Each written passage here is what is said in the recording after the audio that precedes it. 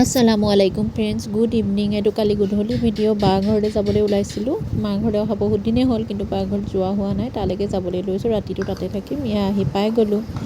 এয়া মোৰ সৰু ভাগিনজনী আৰু এটা ডাঙৰ ভাগিন আছে। সি এবাৰ 10লৈ পাইছে, পঢ়ি আছেহি। এয়া আমি ৰুমতে বহি কথা পাতি আছোঁ। সিহঁতি দুটাই খেলিছে।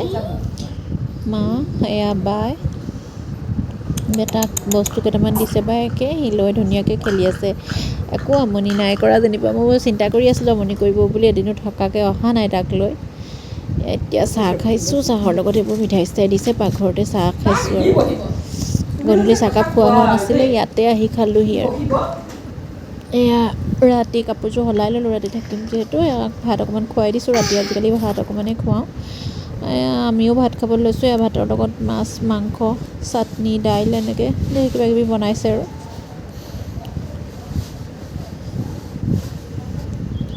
এয়া নেক্সট ডে মৰ্ণিং। ৰাতিপুৱা মইনাজনী স্কুল যাবলৈ ওলাইছে। তাই 3লৈ পাইছে এইবাৰ। অকণমান ভিডিঅ' কৰি দিছোঁ তাইক। এয়া ময়ো গা পা ধুই ব্ৰেকফাষ্ট কৰিবলৈ ল'লোঁ। বেটা শুইয়ে আছে। খাই মেলি তাৰপৰা তাক জগাম আৰু জগাই পেলাই আমি ঘৰলৈ যামগৈ।